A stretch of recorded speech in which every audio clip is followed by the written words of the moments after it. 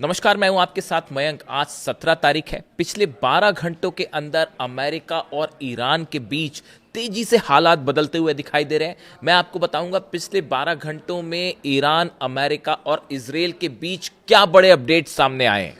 कुछ ऐसी खबरें जो बेहद अहम हैं और जो ऐसा लगता है कि मानो ये इशारा कर रही हैं कि ईरान और अमेरिका की डील अब खतरे में पड़ चुकी है। देखिए, सबसे बड़ी और अहम खबर, इस्फहान में धमाके हुए हैं। ईरान के न्यूक्लियर साइट पर बेहद रहस्यमय तरीके से धमाके की खबर है। बताया जा रहा है कि यह धमाका इस्फहान के एक मिसाइल साइट पर हुआ है। हालांकि इसको लेकर ईरान की तरफ से कोई बयान सामने नहीं आया है, लेकिन जो खबरें बाहर आई उसके मुताबिक इस्फहान में एक मिसाइल साइट में जबरदस्त धमाका हुआ है और उसके बाद वहां पर आग की लपटें भी दिखाई दी। देखिए, कल इसी तरह हॉर्मूज में 3 धमाके हुए थे जो कि बेहद रहस्यमय थे और उसके बाद इस्फहान में धमाका हुआ है। गौर करने वाली बात यह है, इस्फहान ईरान का वो न्यूक्लियर साइट है जहां पर एनरिच्ड यूरेनियम दबे होने की खबरें आई हैं। इसके अलावा कुछ वक्त पहले भी यहां पर धमाके की खबर आई थी, 2 से 3 दिन पहले। उस वक्त ये कहा गया था कि ईरान ने यहां जो टनल्स हैं उसमें धमाके करके इन टनल्स के जो एंट्री गेट्स हैं उनको बंद कर दिया है। खबरें ये भी हैं कि इस्फहान के आसपास लैंड माइंस बिछा दी गई हैं ताकि अगर किसी भी तरह का ग्राउंड ऑपरेशन करने की कोई कोशिश करे तो वो एनरिच्ड यूरेनियम तक ना पहुंच पाए। ऐसे तमाम दावे हैं जो कि ये बता रहे हैं कि ईरान के इस्फहान में न्यूक्लियर साइट के आसपास बड़े तेजी से डेवलपमेंट हो रहे हैं, जो इशारा कर रहे हैं कि ईरान एक बड़ी जंग के लिए तैयार है। इस वक्त की एक अहम खबर यह भी है, अमेरिका का जंगी बेड़ा जिसमें खास तौर पर यूएसएस ट्रिपोली शामिल है, वो ओमान से सिर्फ 100 किलोमीटर की दूरी पर समंदर में देखने को मिला है। यानी देखिए, यूएसएस ट्रिपोली वो जहाज है जिसको खास तौर पर अमेरिका ने बुलाया था जो समंदर में जो बारूदी सुरंगें बिछी हुई हैं हॉर्मूज के आसपास, उसको हटाने के लिए, ग्राउंड ऑपरेशन के लिए यूएसएस ट्रिपोली को बुलवाया गया था। अब ये एक बार फिर ओमान के बेहद करीब दिखाई दे रहा है और इसके साथ कई वॉरशिप्स भी मौजूद हैं। ये बड़ा सवाल खड़ा कर रहे हैं। इसके साथ ही ईरान की सेना के प्रवक्ता अरकमी निया की वार्निंग आई है कि अगर फिर से किसी तरह का धोखा देने की कोशिश की अमेरिका ने तो इस बार पहले से भी भयानक जंग होगी। सीधा सीधा वार्निंग ईरान की तरफ से दे दी गई है। और इसके साथ ही ये बात भी कही जा रही है ईरान की तरफ से, ईरान की सेना ये कह रही है कि इजराइल का जो ग्रेटर इजराइल का प्लान था, नेतन्याहू का जो ग्रेटर इजराइल का प्लान था, वो हमने फेल कर दिया है। जो लेबनान की ज़मीन हासिल करके, सीरिया की ज़मीन हासिल करके, गाज़ा की ज़मीन हासिल करके एक बड़ा आसपास के कई देशों की ज़मीन को अपने में मिला के एक ग्रेटर इजराइल बनाने का जो प्लान था वो ईरान की सेना ने फेल कर दिया है। इस तरह की बात सामने आई है।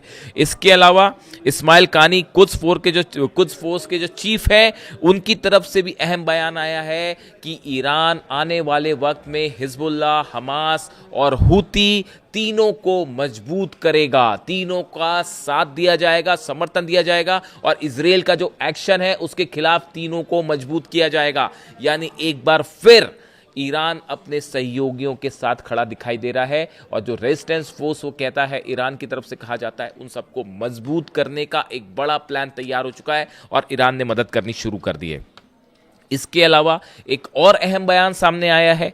सीआईए डायरेक्टर हैं जॉन रेडक्लिफ, इनकी तरफ से डोनाल्ड ट्रंप को एक प्रकार का अलर्ट दिया गया है। सीआईए डायरेक्टर का कहना है कि आप लाख कोशिश कर लें लेकिन ईरान के न्यूक्लियर प्रोग्राम को आप नहीं रोक पाएंगे। ये बातें सामने आई हैं सोर्सेस से कि सीआईए के डायरेक्टर जॉन रेडक्लिफ ने डोनाल्ड ट्रंप को ये कहा है कि आप चाहे डील करके कोशिश कर लीजिए, चाहे जंग करके कोशिश कर लीजिए, ईरान अपना न्यूक्लियर प्रोग्राम नहीं रोकेगा। ये बेहद अहम और बेहद बड़ी खबर है। इसके अलावा 2 बयानों का जिक्र, जो ऐसे बयान हैं जिन्होंने पूरी डील के ऊपर एक बड़ा क्वेश्चन मार्क लगा दिया है और कई बड़े सवाल खड़े कर दिए हैं। देखिए, राष्ट्रपति डोनाल्ड ट्रंप का एक नया बयान सामने आया है। उन्होंने ये कहा है कि ईरान की तरफ से जो ये बातें सामने आई, या ये जो बात चर्चा में है कि अमेरिका ईरान को 300 अरब डॉलर का फंड देगा, इस तरह की बात सामने आई थी कि जो नुकसान हुआ है ईरान को जंग में, उसके बदले इस डील के तहत, एमओयू के तहत 300 अरब डॉलर दिए जाएंगे, अमेरिका देगा ईरान को। अब डोनाल्ड ट्रंप कह रहे हैं ऐसा कोई वादा हमने नहीं किया है, हम कोई पैसा नहीं देने जा रहे हैं। ये बेहद हैरान करने वाली खबर है। देखिए, और हालांकि बात तो ये भी हुई कि उन्होंने ये जो 300 अरब डॉलर की बात थी, 300 बिलियन डॉलर्स की बात थी, लेकिन डोनाल्ड ट्रंप ने जब बयान दिया तो वो इसको 300 मिलियन डॉलर, 300 मिलियन डॉलर कह रहे हैं। यानी डोनाल्ड ट्रंप बिलियन को मिलियन बना दे रहे हैं। और उसके बाद कह रहे हैं कि हमने इस तरह का कोई वादा किसी एमओयू में नहीं किया है, यानी अमेरिका कोई पैसा ईरान को नहीं देने जा रहा है। ये बेहद हैरान करने वाला बयान है। क्या इसका मतलब ये है कि एमओयू को लेकर ईरान और अमेरिका के बीच में कोई अंडरस्टैंडिंग नहीं है, और क्या अभी से अमेरिका अपनी बातों से मुकरना शुरू कर चुका है? क्या एक बार फिर धोखा मिलने वाला है? मैं इसलिए शुरू से कह रहा था कि ये डील में जब तक ट्रांसपेरेंसी नहीं होगी, ये डील नहीं हो सकती। ऐसे में कैसे ईरान के लोग विश्वास कर ले डोनाल्ड ट्रंप पर, अमेरिका पर या इजराइल पर? इजराइल लगातार हमले कर रहा है, लेबनान में बमबारियां जारी है, वहां पर लोगों को मारा जा रहा है, गाजा में छोटे छोटे बच्चे अब भी मर रहे हैं। इन हालात में कैसे ट्रस्ट किया जा सकता है इन पूरी बातों पर? यही ईरान के 9 करोड़ लोग पूछ रहे हैं कि हम कैसे विश्वास करें। यही बात अली खामेनी साहब ने हमेशा कही कि अमेरिका के किसी दावे पर, किसी वादे पर विश्वास नहीं किया जा सकता। और अब देखिए, अभी 48 घंटा हुआ इस एमओयू की बात सामने आए और डोनाल्ड ट्रंप की तरफ से बयान आ गया है कि 300 बिलियन डॉलर्स की कोई बात ही नहीं कही, वो तो बिलियन को मिलियन बना दे रहे हैं कि हमने ऐसा कोई वादा नहीं किया। हालांकि अमेरिका की तरफ से, जेडी वेंस की तरफ से इस तरह के कुछ बयान आए हैं कि ये पैसा जो है वो अरेबियन कंट्रीज दे सकती है। ये भी बड़े हैरान करने की बात है। यानी कि एमओयू में क्या है, यही ईरान की जनता लगातार ये मांग कर रही है कि पहले इस एमओयू को आप सार्वजनिक करिए, उसके बाद ये तय करिएगा कि इस पर डील करनी है कि नहीं करनी है।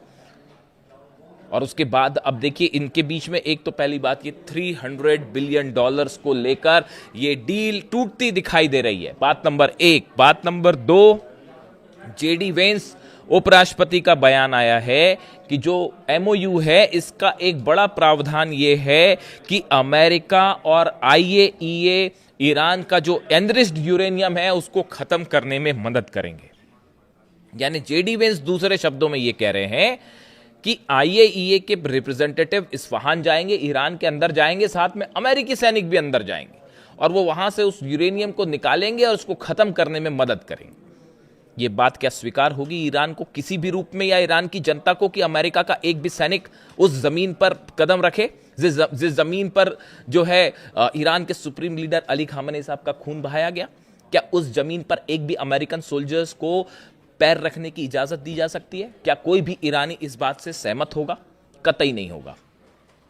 तो ये यूरेनियम खत्म करने वाली जैसी जो बात है, ईरान की तरफ से कहा गया कि जो 60 दिन का टाइम था उस पर चर्चा होगी, और यहां डील के पहले ही बात शुरू हो गई है कि उसको खत्म कर दिया जाएगा। इस मामले को लेकर, ईरान के यूरेनियम को लेकर, न्यूक्लियर प्रोग्राम को लेकर, और 300 मिलियन डॉलर की जो 300 बिलियन डॉलर की बात है जिसे ट्रंप मिलियन बता रहे हैं, इसको लेकर ही बेसिक मुद्दों पर जो है एक मत दिखाई नहीं दे रहा। इसीलिए अब्बास अरागची साहब कह रहे हैं कि एक हिस्ट्री रही है अमेरिका की अपने वादों से मुकरने की। अली खामेनी साहब ने हमेशा ये बात कही कि अमेरिका के किसी भी बात पर विश्वास नहीं किया जा सकता, और इसीलिए वो डील नहीं करना चाह रहे थे। और आप देखिए, एक बार फिर उनकी बात सही साबित होती दिखाई दे रही है कि जेडी वेंस जो कह रहे हैं कि, और देखिए फिर वही बात, एक बार फिर अली खामेनी साहब का जिक्र हुआ है। उन्होंने हमेशा ये बात कही कि अमेरिका जब भी कोई डील करता है तो वो चर्चा के पहले ही ये तय कर देता है कि इसका अंत क्या होगा, रिजल्ट क्या होगा। और वैसे ही देखिए, एक बार फिर ईरान कह रहा है कि चर्चा करेंगे, अमेरिका ने पहले से ही तय कर दिया कि आईएईए के प्रतिनिधि अंदर जाएंगे, अमेरिका के सोल्जर अंदर जाएंगे और मदद करेंगे ईरान का उस यूरेनियम को, उसको खत्म करने में। यानी अभी बातचीत हुई नहीं, वो 60 दिन में बातचीत की बात हो रही थी कि उस 60 दिन में जो एमओयू में है उसमें 60 दिन जो है उसमें बातचीत होगी, उसके बाद कोई परिणाम आएगा। यहां पे अमेरिका पहले से तय कर दे रहा है कि हम उस यूरेनियम को खत्म कर देंगे। डोनाल्ड ट्रंप पहले से ऐलान कर दे रहे हैं कि न्यूक्लियर प्रोग्राम को खत्म कर दिया जाएगा, रोक दिया जाएगा। ऐसे हालात में क्या ये एमओयू पर किसी तरह का विश्वास हो सकता है?